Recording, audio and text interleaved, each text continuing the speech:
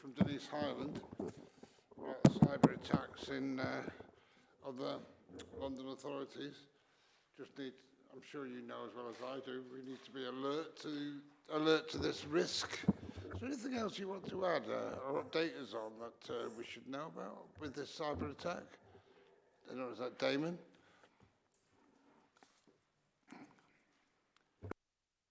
Because we did have a quite full discussion at the last panel meeting, which was very helpful and informative. It's in the minutes tonight, but is there anything else to update on?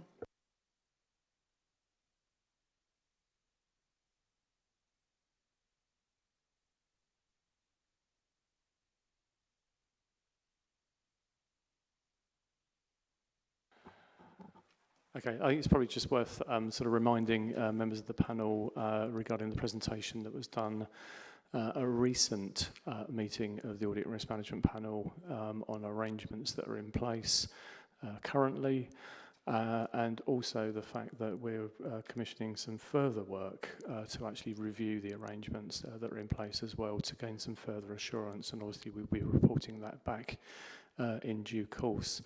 In respect of any sort of current events, there are no issues to sort of report on as far as we're concerned. Any comments from the only do we know how it started? Yeah, because we seemed quite solid, quite secure the last meeting. I was quite assured that felt very assured that we had it under control and we weren't likely to get such a breach. But do we know what's causing these breaches in other parts of London now? That'll be for other councils to report on in due course. Yeah, well hopefully we'll learn from their experience. We can always get better, can't we? Okay, so going on to, so the other minutes are agreed. Yep. Okay, what are we supposed to do with this action log? I mean, I've looked through it, and it seems that almost everything that it seems to be under has either been done or. Are there any comments or questions on the action log? Do you want to add anything to it, colleagues? No, not really. I mean, all the actions have been completed, and of course, we take it every meeting. If we've got any further actions, we'll see that through to completion. Okay, thank you. So item 6 then. So, so Vivian, you're going to present that? Are you?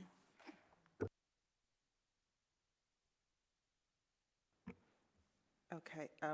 Item 6 presents the performance of the internal audit and anti-fraud team for Q2. As part of our global internal audit standards compliance journey, we adopted a more strategic and data-led approach to provide insights and foresights, including how we communicate and report internal audit performance. The report presented here provides the performance between April and September. There is some improvement in the Q2 position compared to previous years. The team continues to increase efforts on the follow-up process, and I'm advised that there will be even more notable improvements in Q3 to come. Panel will recall the Council's first internal audit strategy, together with supported initiatives and actions, were approved back in June. We have since made progress with the identified actions as detailed in paragraph 4.15 of the report. For anti-fraud, the team continues to carry out investigations into allegations received for Q2, and that's about 106 referrals they've had. 59 of those have been concluded. There has been considerable changes taking effect in 2025. So going from the global standards being introduced to CIPFA guidance on AGS to a new legislation, which is the Economic Crime and Corporate Transparency Act, that introduces the corporate offense of failure to prevent fraud. The report provides the general overview of that legislation. If I were to summarize that in a sentence, I'd say it aims to ensure greater transparency for organizations, enhance fraud prevention measures, and it kind of provides a shift in corporate culture for fraud prevention. So the focus is in preventing the fraud to stop it actually from happening. So as detailed in the report, we will be presenting a further paper to panel later in the year on the progress made on that. And I think I will leave it there for now and happy to take questions. Nadia, you? Thank you very much for the summary. I was just thinking, I read through, what are your top 3 risks identified for this quarter? The top 3 risks that you've identified for this. You mean in terms of internal audit or general risk? General risk, okay. Going back to the last presentation in September on the strategic risk registers, it's quite similar to every other local authority. So we're looking at finances, we're looking at cyber, which we've talked about. We're looking at schools, finances as well. Again, it ties down to finances, school places, and we're looking at the climate change and the target on climate neutrality. Yeah, so it's all the same as you would find for every local authority right now. Is there going to be any spotlight around the housing benefit? And not just housing benefit, it's also about the, I know that late last year, people had to put their applications in very quickly for right to buy. Are there any spotlights, or is that an area where your team are possibly looking into? Yeah, I think the situation last year was as a result of a change in the law. I'm not aware of any similar changes. Obviously, we've had the budget today, and I'm not quite familiar with that. So I'm not aware of any similar changes. But of course, we continue to look at what's going on, not just with the council, but across the entire country. So we look at what's happening in the news with other boroughs. We do our horizon scanning. We're looking at all of that, and even guidance we get from the private sector, so external audits and stuff like that. So we look at that, and then of course we look at the trends, because we're doing this data-led approach to see the sort of trends that we would find around about this time. Maybe I wasn't clear enough with my question, so I apologize for that. What I mean is, because of the change in legislation last year, we had a flurry of applications for right to buy. And my question is, are we spotlighting on those who have put applications in to, 1, find out whether they're genuine, 2, find out whether they're actually entitled to buy? Because I do know that that is an issue with some of the local authorities. I'm not sure with Greenwich, but it would be great, against the backdrop of the number of applications that were submitted late last year, for us to just have a look to make sure that people who we are giving the rights to buy are people who actually qualify. Okay, that piece of work and area sits under the housing department, and they've got a dedicated team that go through that in terms of the applications and processing that, and those who qualify or don't qualify. They've got policies and procedures in place. We did an audit, I think it was last year, around that area, and there were recommendations. And part of the action log, there's been quite a few updates on the progress made on that, on the recommendations. And we continue to follow any outstanding recommendations from that. But of course, when we look at our audit planning for next year, these are risks that we will take into account. We look at all of the audits we've done, the opinions we've had, the recommendations, whether they've been completed, what's happening across, and then based on the risk assessment, you know, if it's an area that comes out as a high risk, then of course we'll continue to do work with that. But there is the assurance that the department is actively looking at that process. And I think the last update, that would have been the last meeting around where they've been, they did talk about the progress they've made in terms of clearing that application and stuff like that. Okay, so, Chair, may I? Thank you. So I am aware that last year, and this was before we had the changes, there was an audit done. So what I am suggesting, or what I'm asking, is perhaps we can have a spotlight externally, not within housing team.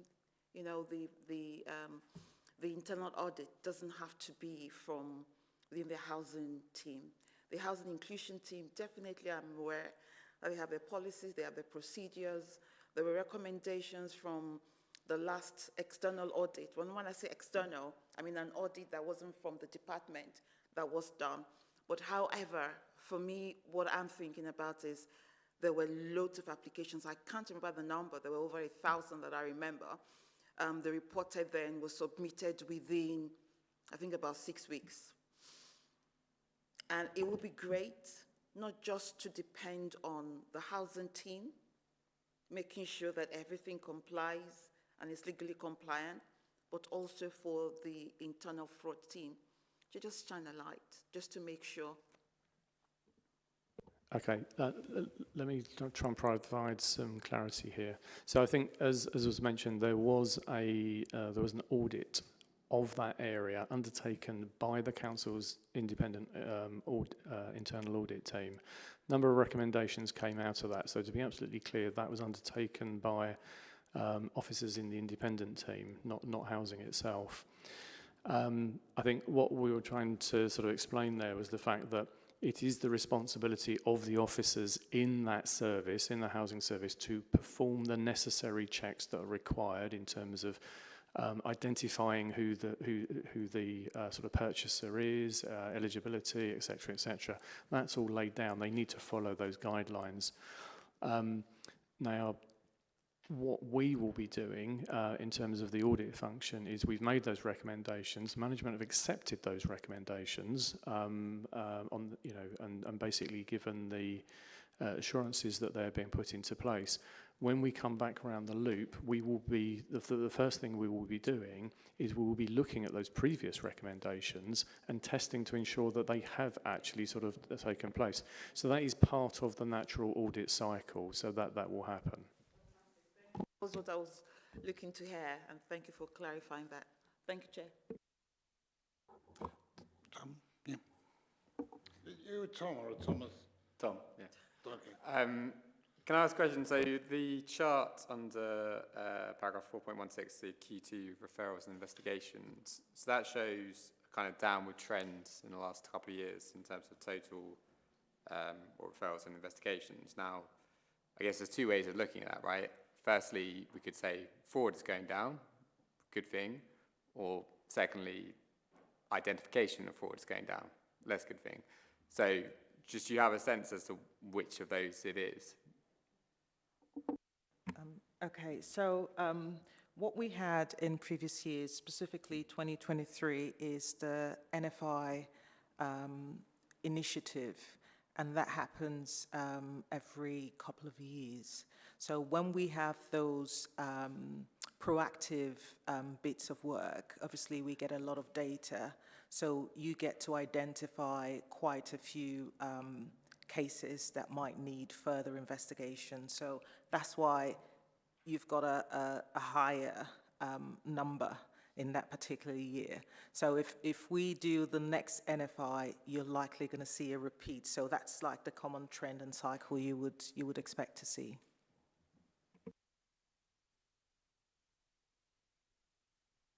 Yes, thank you, Chair. So may I ask how fraud prevention measures, how they're evolving?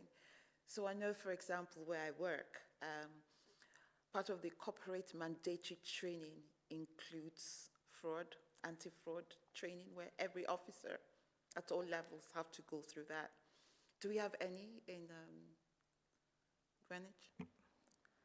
We have fraud training being provided, so that's not mandatory. We don't have a similar training like we do for other areas, say cyber, IT, and all of that. But quite a number of training sessions have been provided to some targeted departments. And that's how we take that. Some departments would request training. They would ask for advice. So the team addresses that in that way. And what we are looking to do moving forward is look at our prevention process and measures, how we then target various departments. Of course, we use the data so we could see the key areas where we're getting fraud. Housing, for instance, they work really closely with the fraud team. And yeah, we continue to look at what we do and how we can best target, relevant areas. Okay. Chair, may I ask further questions? Thank you. Will there be, because the reason why I asked what prevention measures, the reason why I asked whether our prevention measures are evolving is to see whether the team are thinking of other ways in which we can sensitize staff in recognizing what is fraud, what is not fraud, because there are gray areas in what some people may consider as fraud. There are gray areas and some staff are not even aware about how to escalate. So in my opinion, it's a suggestion. It might just be good to have it as a corporate. It's a 15 minutes online. It doesn't have to be face-to-face. It's just to have a recorded video where, as part of the induction for every staff, pre-recorded video is on there. Everybody is taught this is fraud, this isn't fraud, this is how you escalate, this is who you report to. Perhaps it's something that the team may want to consider as part of induction and onboarding for new staff and even existing staff. Most definitely, that I will take back. But just to say that the team is currently considering that, because with the new law on the failure to prevent fraud, that's one of the key 6 things that we need to have in place. So it's in hand. That's what I can say, and we're looking at that. Okay. I was just wondering about, I'm looking in particular at item 4.14, and I'm just wondering about the relationship between yourselves and the department. Forgive my naivety, I perhaps should know this, but does the housing department actually have its own team that investigates potential tenancy and subletting fraud? Do they have their own team? And do you, well, that's the question.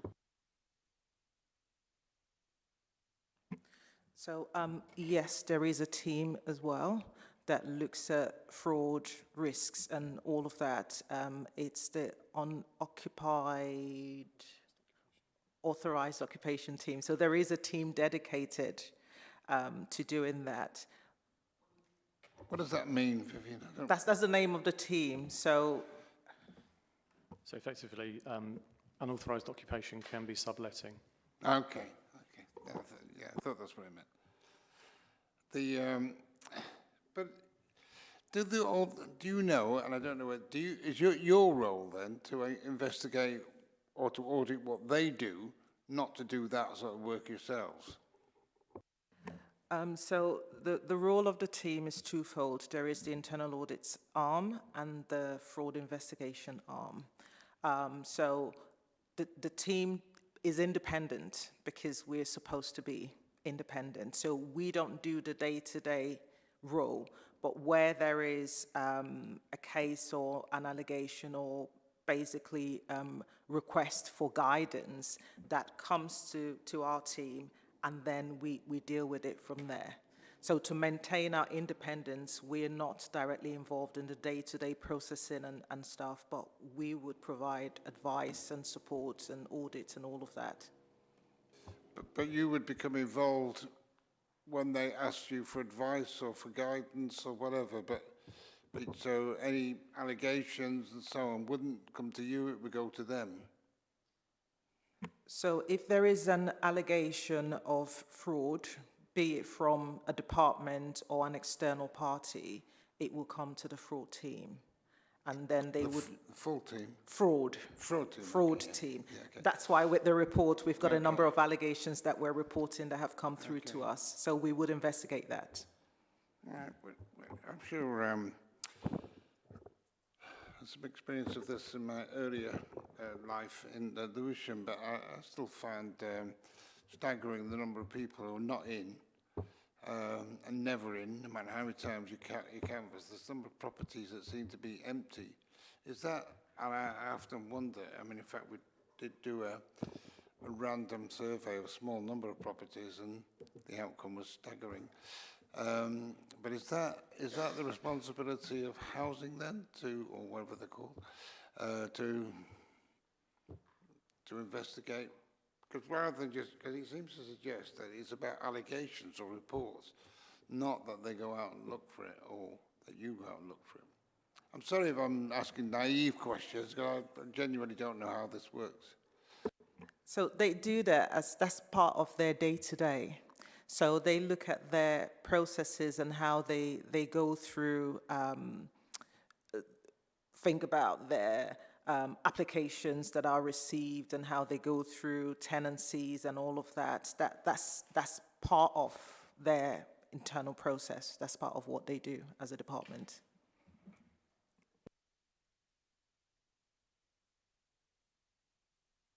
Is there anything else on this report then people want to raise? What?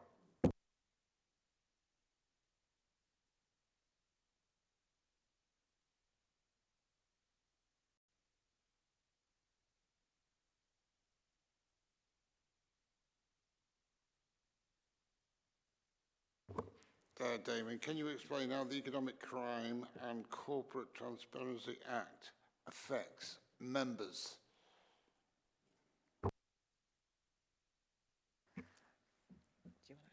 I think Vivian's going to take this one, actually. So, yeah, the Economic Crime and Corporate Transparency Act is predominantly about the organization as a whole. So holding an organization potentially criminally liable for fraud and not targeted at an individual person. So if an individual person in an organization, be it an employee, be it a member, were to have a situation where there's a fraud allegation, that will be looked at in the normal way, but not under this legislation. This legislation is about the organization, and the organization, as the name implies, failing to prevent fraud. So if there was an issue under this legislation, it's about the organization. And then when you think about the organization, it comes down to who is the governing body. We have a structure where we've got full council, cabinet, and then we have the officers led by the chief exec. So that is the governing body of the organization, and it's not targeted at individual members or officers. Okay, thank you. Any questions on that? No? Okay.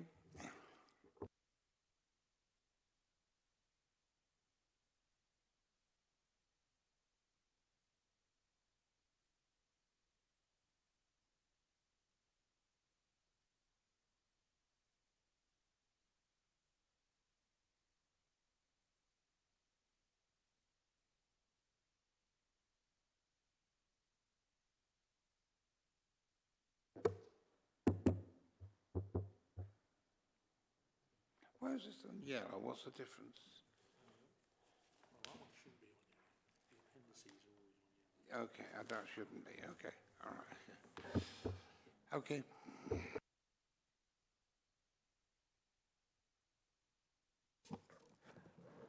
Okay, right, so this is the mid-year Treasury Management Capital update. Basically split into those two parts, Treasury Management at the front, Capital Monitoring to the back. Basically, what the first half of the sort of financial year has sort of shown us so far, you know, in support of our significant capital investment programme across the borough, covering significant levels of sort of new housing, new build housing, but also you know, undertaking stock improvement to the current stock that we've got at the moment, alongside other sort of developments in the community as well. So that significant programme continues on, some of which will be supported by borrowing, which within the report is sort of labelled as affordable, sustainable, prudent. I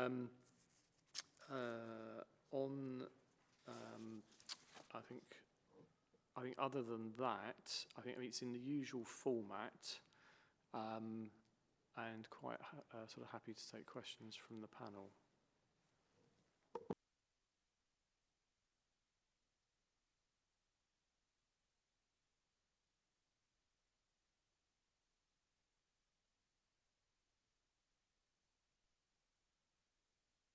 I did look through it. It's not my forte, but I did look through it. But I was just looking at that table 1 and the Treasury Management position, and I couldn't find what is Amber Meath 3. Don't understand it. I just seem to. It says energy efficiency fund and all that, but I don't understand why their interest rate is so significantly different to the others that are surround it.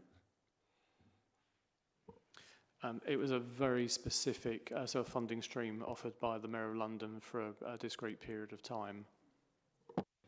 And I always thought, just going back a bit, that the PWLB interest rate was very advantageous, and that it always was almost cheap money for local government. So that no longer, it's obviously no longer the case. It's actually more expensive than anything else. Can you illuminate that for me? Obviously, it depends on what period of time that we're talking about here as to when those particular loans were undertaken. So, for example, the one that says sort of banks fixed and LOBOs, they would have probably been all undertaken within a sort of 5-year period. And if you think about interest rates, sort of generally they, you know, sort of move around in sort of cycles. So that would have been sort of the prevailing interest rate, or the rate that was available for loans, you know, for long-term loans at that particular point in time. The PWLB obviously is the majority, the vast majority of our overall loans portfolio. Those loans have been taken out as far back as, you know, sort of 30, 40 years ago, right up until sort of more recently. Interest rates, or rates on loans, as we say, have varied considerably over that period of time. So you would have also had loans would have been taken out with different maturity periods. There would have been short, medium, long-term ones, and of course they tend to have different rates associated with them, depending on the prevailing economic sort of position at the time. So they've been taken over a wide period of time, different lengths. The other thing to bear in mind is, so how do they compare to other financing sort of opportunities that are out there? The price, the rate that goes with PWLB loans did increase. I'm trying to think when this was. It was probably about a decade ago. I think a margin was put onto them because effectively they're priced on the back of the gilt yields. So the gilt yields are the rate that the government basically lends its, asked to borrow money at. So there's a premium that's put on top of that. The spread was increased about 10 years ago, so it's been more since then. But there are discounts applied to the headline rate. So for example, if the loan that you're taking out is to support HRA housing activity, there's a significant discount that comes off the back of that. Similarly, if it's for infrastructure, there's another sort of big discount that comes off of that, and other ones as well. But I mean, generally, in terms of sort of comparison against sort of other sort of banks, it will generally be cheaper. But the explanation I was sort of giving at the beginning is just need to bear in mind these have been taken at all sorts of different periods of time. So this is a consolidation of all of that. Okay, but if you were starting tomorrow, you needed to take out a huge loan to build another leisure centre, would you start with PWLB, or would you, would that not be a decision we'd make? It would be, do we have some advisors? They would advise on that. We would just take their advice, the best way to fund this, and they would make the recommendation and we'd adopt it. Yeah, so as we set out in the report, I'm sure it's this one, but certainly in our strategy report, we set out the fact that we do obviously employ professional advisors in this respect, and we are always mindful of the advice that they're giving in terms of appropriate times, periods, durations, counterparties, whether that is PWB or there are other opportunities out there that may present other opportunities that provide maybe better value for money. But so, sorry to labour this thing, but so who owns PWLB? Who owns the Public Loans Board? So the Public Works Loans Board is part of the Debt Management Office, which is a part of HM Treasury. Okay, and so what's the advantage of it? Well, why does it exist? That if it's, if we're basically making decisions on merit at the given time, but it seems to me it's been around for a long time. Is it generally advantageous to borrow, just generally? And I take your point about these rates have accumulated over time, but I mean, I just wondering why do we still go with it? Because I've always assumed we did, because I always thought it was very advantageous, almost cheap money, but it doesn't seem to be any different to anybody else at the moment. Yes, you're right. It has been around for quite a while, and it has generally been cheaper. If you are going to look for a loan on the day, in terms of you want the money that week, you're not looking to do something that is basically, I want the money, I need to borrow in 6 months' time or something like that. You want to do it there and then that week. That will generally be the cheaper of the options that are out there, in terms of if you are looking for loan finance. You basically enlightened me today that it's not the great asset it used to be, the PWLB. So, okay, yeah, Lade. Thank you, Chair. Some few questions, one or two. Are we on track with our prudential indicators? Yeah, so the prudential indicators, which were obviously approved back in February by full council, we can report there's no issues in respect of any of those. So in terms of there are things like authorised external limits, which we're not to go beyond. We haven't gone beyond those. So. Yes, another one. The market is very volatile at the moment. So how is the impact on our investment strategy? Are we re-strategizing? Are we just wondering? Our investment strategy. Well, the investment strategy, I mean, obviously depends on how much cash we actually have available from time to time. And I mean, the cash that a local authority will have available is reflected on its balance sheet by way of things like its reserves largely and various other elements of the balance sheet as well. It's worth bearing in mind that obviously reserves here have dropped, sort of significantly over the last couple of years. So we don't necessarily have the cash balances to invest that we used to. It's also worth bearing in mind that the rate at which you get a return on your cash investment will tend to be less than you borrow. So obviously, we don't want to be going out and sort of borrowing, sort of excessive amounts. But if effectively, we'll put in a sort of spread of our investments in terms of, how much of that money is needed in the short term, medium term, long term, and then place accordingly. But the key to the investment is security first, and obviously yield comes afterwards. So protect the investment rather than looking for the one that gives you the highest rate. Tom?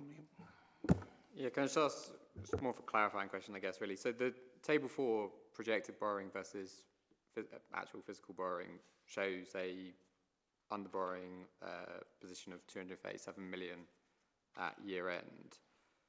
So what is that being financed by, the 237 million? Is that being financed through drawdown on reserves, or how is that financed?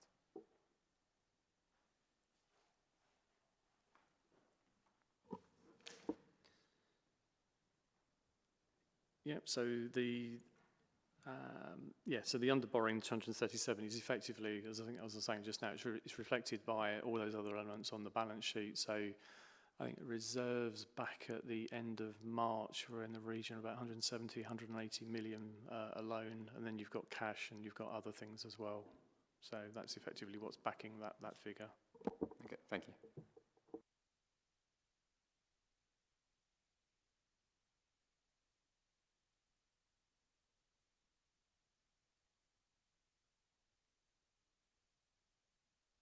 Sorry, Councillor Gardner normally chairs this meeting, sent a note. I don't know whether you might be able to clarify what he means by it and maybe even answer it. I'll just read it out. It says, I remain of the view that we do need to be prudent both in terms of ensuring our overall debt can be effectively serviced in the medium and long term. And only touched on fleetingly here, that we are effectively sweating our assets and avoiding disposing of assets just to meet revenue shortfalls. You got a comment on that? That's a question or comment, if you like, from Councillor Gardner. I'm not sure the source of that in here. Lost track of it. I think it's to do with the capital strategy, isn't it?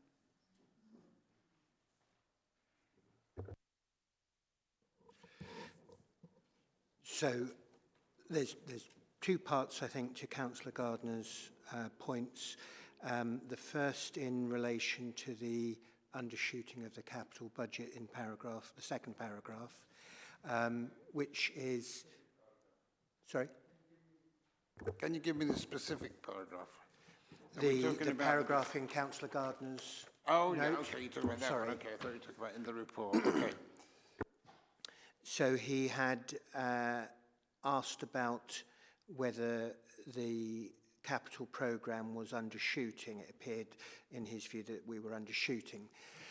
That is not quite the case. What we're encountering more is slippage in the delivery of the programme.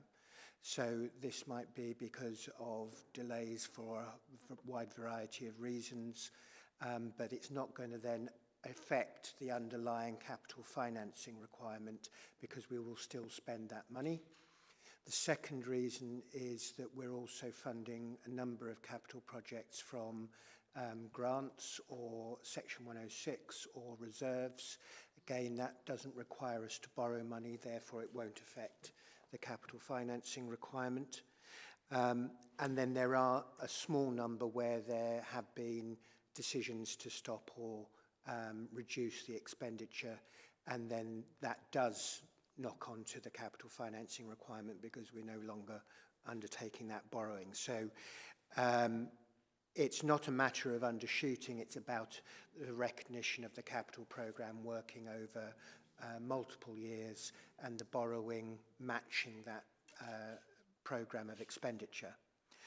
I think then in terms of the third paragraph of Councillor Gardner's comments. I think that, yes, the situation is that we would always look to utilise our assets to best effect. So it's not just a question of keep or sell. It would be about working through all options. Are there alternative uses within the council? Are there ways in which the community might be involved? Are there opportunities to support the local economy and the growth and regeneration within that, before you then get to, at the other end of that spectrum, shall we sell it or not? If we are making a decision to sell, that is after that process of coming to an agreement that there is no other appropriate alternative use, and then we would be looking to seek the best value price available. So whether that would be from a direct sale, whether it would be through estate agents, whether it would be through auction process. So we'd always be working through all of those options before we got to a point of sale. And even in the event of say, an auction, we would put a reserve price on that as well, so that we weren't going to then expose the council to losing money simply because nobody was interested or too few people were interested once it came to auction. Okay, but it's just coincidence, but I happened to come across the Stretters have an auction coming up when we've got a number of assets in there for disposal by the council. Just that I recognised it because I was looking for something else. But and then it coincides with other things I've been reading here and there, that how well utilised those car parks are, yet where they're being disposed of. And people are alleging that they're sort of 2/3, 3/4 full most of the time. Is that an indication? What is that based on, the fact we've decided to single out those particular assets, dispose of it? Is it just because they're available, or because they were assets that were failing? Do you follow the question?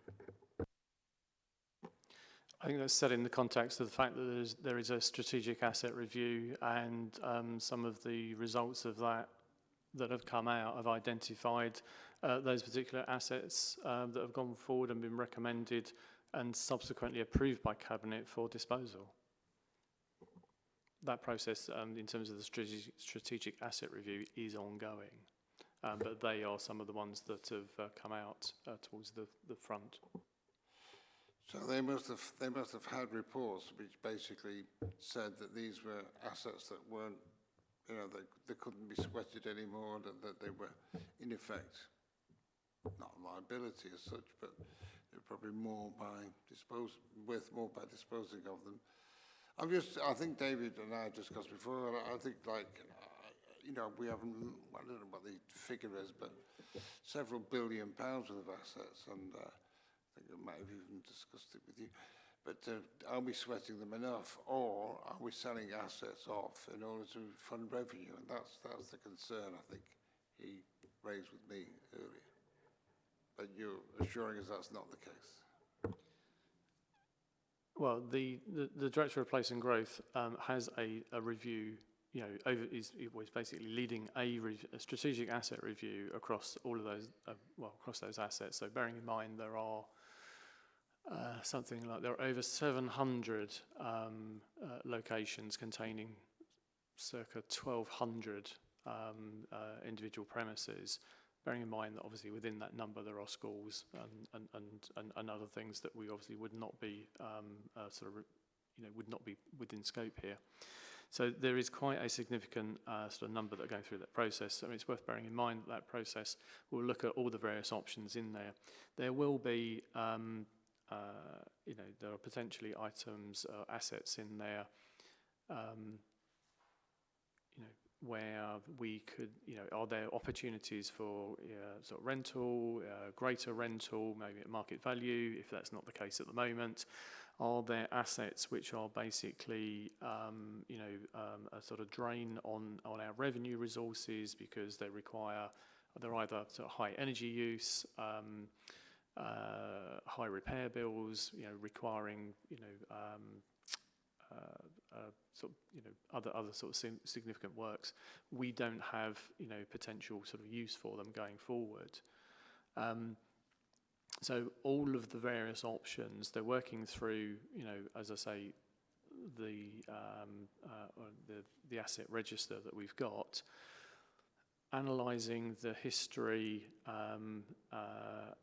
of each of those assets, how they've performed in terms of, as I say, the energy and what their rental open market opportunities are, etc., etc. All of that goes through and comes out with sort of the results. There's a lot in there, obviously, for that directorate to get through. But obviously, once we've been through it, I think then you're in a situation where you can sort of turn around at that stage and say, we have now been through the whole lot. We've individually assessed, each one of them, and a decision has been made about, are we getting the optimum return? And I think the key word is optimum there, because it could be rental, it could be using it for operational purposes, it could be sale. There are a number of different outcomes here, but it has to be the one that provides that optimal return. I get that, Damien. I think that's exactly right, that we should be looking for the optimal return on the asset. And all I'm raising is seeking an assurance from yourself that none of these assets are being disposed of simply because or departments, directorates have been directed to find asset disposals in order to meet revenue budget challenges. And I think you've sort of assured me of that, but can you confirm that? I think it's fair to say that obviously the strategic asset review started a little while ago, so this process has been underway for a while, and these are the ones that have come out first. There are, as I say, they are working their way down the list, and there will be more recommendations that will come out at the appropriate points, whatever those recommendations are. Yeah, okay, but I'm sorry to labour this point, because this is educational rather than me challenging or criticising what you've done or what's going on. But I mean, I've only been on this council for 4 years, and it seems to me since the time I came on it, there has been an asset, review of assets, and they come through very, very slowly. And I think the figure is it with a figure of 40, 50 million be an exaggeration of what our assets are. It depends whether you include housing and all that and schools, but it just seems to me that we don't seem to have a vigorous approach to appraising the assets we have and making strategic decisions and actually selling sites or disposing of sites because it's the optimum time to sell them. I'd rather it was that way around, rather than, it seems to be 4 years, I think 3 or 4 years it's been going on, this asset review. Could we not just attack it with a consultant who surely would pay their way by actually reviewing the whole lot in one go at one particular time? That's one way I was looking at it, but I also wonder whether departments only step up the pace and the rigour on this because they've been asked by yourselves to meet a target. One that keeps popping up is this equestrian centre. I want to shudder at just mentioning it, but people keep asking. It seems to me people get asking, why are we doing that? Is it simply because we need the money, or is it just past its sell-by date in terms of its optimum value? Sorry, I'm belabouring this. Okay, let me be clear. Particularly when there's a good football match on. Right. Let me try and be clear on this then. So there's no express requirement that has come in and said whomever is looking for a particular value at a particular time. Let me just be absolutely clear about that. It is good practice that we keep we maintain a decent asset strategy as well as a capital investment strategy, but we need to ensure that we are delivering best value for residents and the taxpayer. So therefore, that's why that strategic asset review was commissioned and needs to happen. I will convey the comments of the panel to the interim director of Place and Growth in respect of, how should we put it, the vigour, I think, that the panel is looking for some assurance around. I think I would also say that the interim director is quite conscious of the fact that it's a considerable programme and considerable effort is required to deliver it. But I will convey those comments back to him. Okay, my last comment on this, though, because it seems to me that we've got I don't really know much about the detail of this, but we've got a property department, is it under Steve Dunevin, and there's another one who delivers on it. A team like that can't possibly, unless it's been done elsewhere, by other, I don't know who else might do it, but it just seems to me that if we really wanted to do, with such a big asset portfolio, we should be trying to get more out of it. Not just the fund revenue, but it could be about increasing revenue by sweating that asset more. Can the internal team that we have manage a workload quicker than they are currently? Because I remember raising it with Jeremy Smalley 2 years ago, 2.5 years ago. And I said to him, why is this asset review taking so long to complete? Surely, we could be raising more revenue through it, earning more through it, or we could also be getting rid of some of these assets which are just costing us money and they're better disposed of quicker. Why can't we take more of a vigorous approach to it as an authority and use consultants, a proper use of consultants to enable us to do that, rather than requiring the in-house team? That's my final question. Okay, but I think, to be fair, at the end of the day, there's a balance to be drawn between doing a methodical exercise and what some might sort of frame as selling the family silver too quickly. So it's about getting that balance right. As I said, I would obviously take the comments away and ensure that the interim director is given those. The interim director has assured me that there are, the measures are being taken to increase the strategic capability within that team. Okay, I said that was my last one, so I'll leave it at that. Is there anything else? Okay. So again, thank you for offering to take that away, elements of that away, Damon. But we, as a pilot action committee, we note the report, yes? Yes, if you have any comments, we can actually.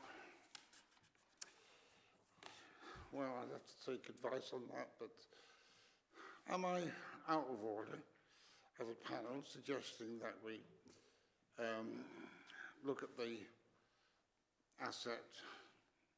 What's the name of it? Just remind me. The strategic asset review. Strategic I might want to come back in a minute, depending on what you say. Well, if you know what I'm going to say.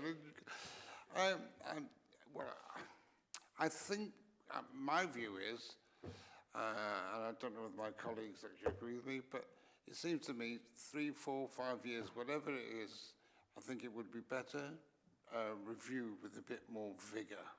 Probably not the best way of putting it, but I'd like to make that comment. What's your response to that, one way or the other? I would like us to be able to make that comment. No, that's right. Is basically, is that suggestion, is that, can I just understand where that suggestion's going, probably before we do anything else? I would like to think that, again, I don't have the information at my disposal. It's not really something I've been particularly involved with, but I can see the logic of having a very substantial asset portfolio, and I can see the advantage, given all our circumstances, we need to be sweating our assets to increase, and we need to be disposing of those assets which are a liability. I think we should bring more vigour to it, and that means using a consultancy, the likes of, whoever does this sort of stuff, Savills and whoever, to actually look at this and see if we can't sweat those assets better and dispose of assets at their optimum value, and to do that analysis, not appraisal, over a short time rather than this slow drip approach. That's what I'm saying. I don't know if it's the right way to word it, but that's what I'm getting at. Okay, I think I understand. Yeah, then that's fine. What you're saying, the comments of the panel are ... That's fine. They're your comments. And which bin do they put them in? Where does that go, though, from? So it goes to the council, and then what? Does it go to the directorate? And would they take on board, or does it go to a different cabinet member portfolio? What happens to those comments other than once it goes to the council?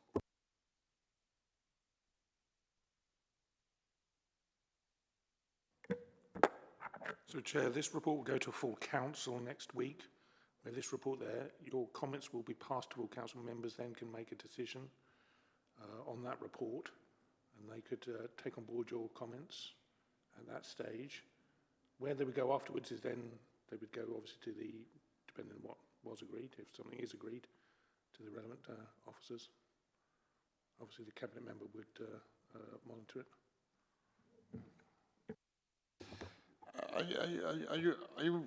Are you agreeing with me? I mean, I wasn't quite intending to go here from the beginning, but I'm pretty certain about it now that that we need, in effect, ought to accelerate the capital asset review, the strategic asset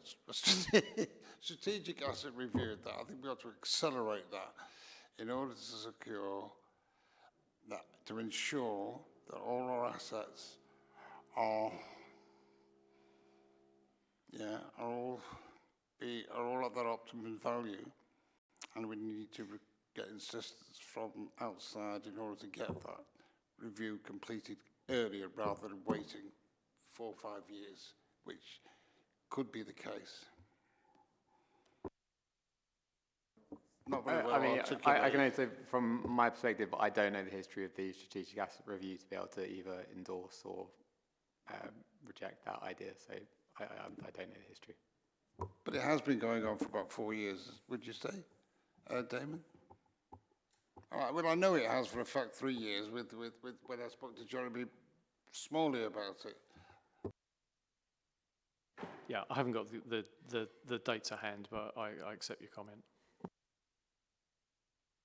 It's an in-principle thing, really, isn't it? It's either carry on the way we're doing it, or can we do it in a shorter space of time, and it will pay for itself. That would be my hypothesis. Okay. Sorry, Chair, just one further comment then. So would you be at full council, would you be proposing that then at full council that happen? So members would have to understand that there might be cost implications, etc. If they were to accept it being accelerated. So would you be proposing that as an amendment at full council? I would ask that they would consider it, I would ask them to consider it, and if there are financial implications, then I'm sure we'll get advice from Damien and his colleagues, whether the value is there, whether we can do. I mean, I think there's a I think you're asking officers to consider it. It's not quite a, you know, it's not anything beyond that. Yeah. part of that consideration would be, would the value of consultancy fees and all that be outweighed by the gains we actually make? Well, yeah, I wouldn't want it any other way. We wouldn't want it any other way. I don't want it for this, not just, you know, doing it for the sake of it. We'll do it if it benefits us. But I suppose that if there's a critique in this, it's basically, I think it's taken us too long and we could be doing better. Well, I was approached by somebody who had a proposal, and I think I was assured by her that there was a potential income to the council of about £250,000 at the time, which is not huge, that will solve all our problems. But I was told when I raised it by Jeremy 3 years ago that it was part of the strategic asset review, and we still haven't got around to it, and I still think it's probably, we could have had £500,000 out of that by now. It doesn't matter what it is, because it just makes my point about why we take so long to do everything. I think even, sorry chaps, but I know, I was going to raise a thing about Anchorage Point is a unit we own, which it's where we store a lot of the stuff that Borough Archives, don't we? And it's, to me, it's an organisation, part of the organisation lost it. Anyway, I'll leave it there. I'll leave it there with that recommendation. That's okay with you. So to confirm, Chair, the recommendation is to ask the officers to consider to effectively be more vigorous. Yeah, to accelerate the strategic asset review.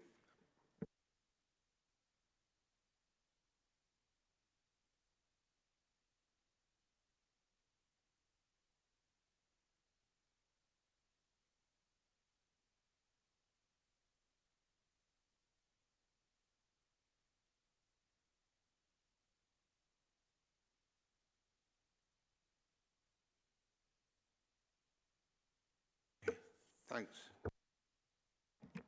Thank you, Chair. So the report presents a copy of the outcome of the panel self-assessment. SIPFA recommends that audit committees evaluate their impact and effectiveness and also self-assess their performance against good practice principles. This year's assessment presented in the report takes into account completed actions identified from last year's assessment, and so you could see that there is a positive upward trend in the outcome. And I think I will leave it there and happy to take any questions. Yes, Martha, yeah. Thank you, Chair. Thank you, Vivian. What were the gaps that were identified in the effectiveness of governance?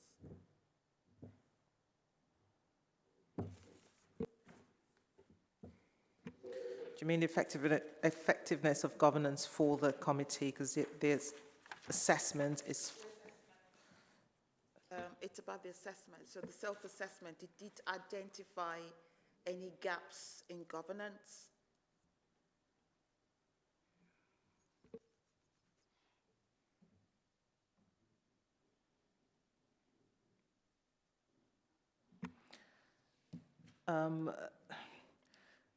There are some areas in the assessments. Now, I wouldn't really class them as gaps as such, but areas that we could consider and perhaps we could approach differently or improve upon.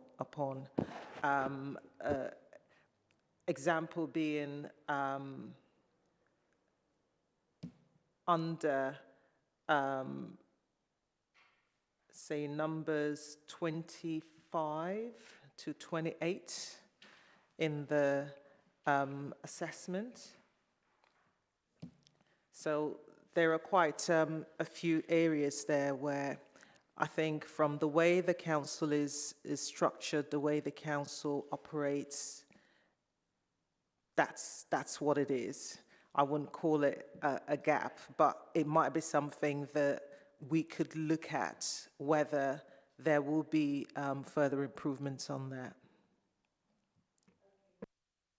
Maybe to rephrase the question, were there areas that the self-assessment identified that further improvements could be made?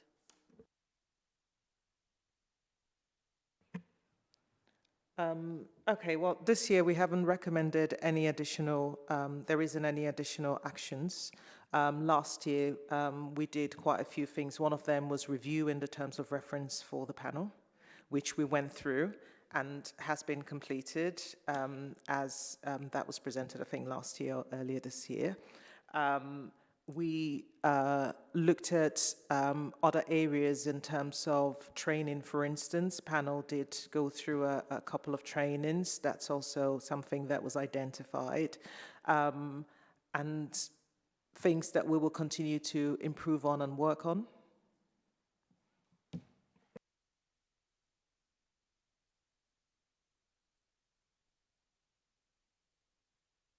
Oh, Vivian, I'm so sorry. Because I read through. So how will the recommendations be implemented? How will the recommendations be implemented? Okay, there are no specific actions recommended this year, but the ones that we previously recommended have all been completed. Yes, and hence we have the upwards trend in this year's assessment. And obviously the assessment is done annually at least, you know, and as we identify action, so through our action log, that was another action that was identified last year and implemented. So as we identify actions and areas, then we continue to work through them and complete them. And of course, any further actions will be in the action log, and that's the purpose of having that introduced. Chair, if I may, I'm just looking at page, is it 50 or, no, it's not page 50. So in the assessment key, this page, just to bring you to it, so that should be, so the last point 10 talks about promoting effective reporting to the authority stakeholders and local community and measures to improve transparency and accountability. In effect, what I'm asking for is how will these points be implemented? They're not exactly new recommendations, but they're still outcomes from this self-assessment. Do you understand? Okay, yeah, I see what you mean. So just to explain that the assessment, so those points are just examples of what committee can demonstrate that they're doing. And what we've looked at is how we are doing that in this council and what the committee has done that reflects those actions. So, for instance, one of the examples is working with key members to improve their understanding of the AGS and their contribution to it. And that's something that already does take place, and the AGS comes to the panel looks at it, puts their comments, the AGS covers comments and what, you know, other areas and departments have done, and then that goes through to council, and, you know, comments that the panel has is fed through the process to council. So that's all part of it. And just like the item that was discussed prior to this, in terms of panel's comments, that will get fed through the right channels. So that's what that is. It's just giving some examples to help kind of guide panel on what they are supposed to be doing, as opposed to actions that we've identified we have to do.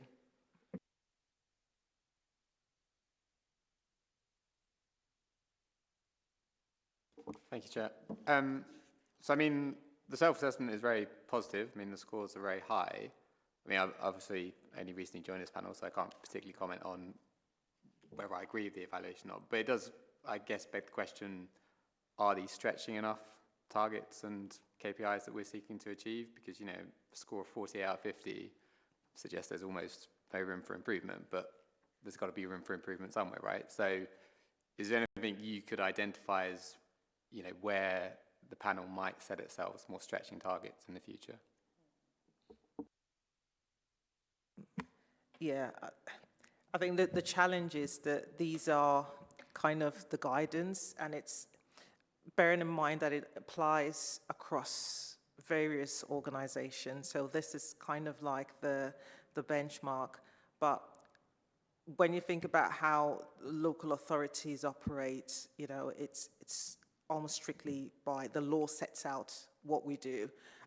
You have your constitution which sets out exactly what you do. You can't deviate from that. So when you look at it that way, it's almost like everyone, you can't, if you operate outside of the law, you will know because there will be a challenge, you know. So it's kind of in that sense, that's why you would tend to see some positive areas. But we've identified some areas that are partly compliant, and those are potential areas to look at.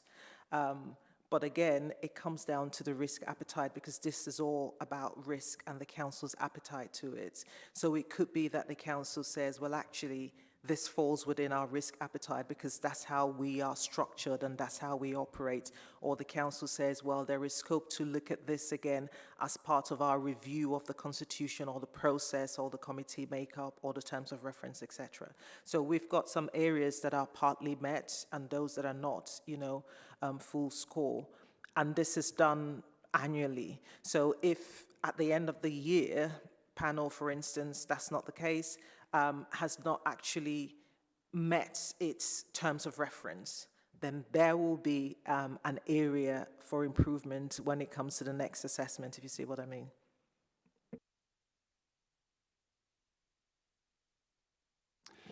Okay. I think we're there. That's it. Any other comments?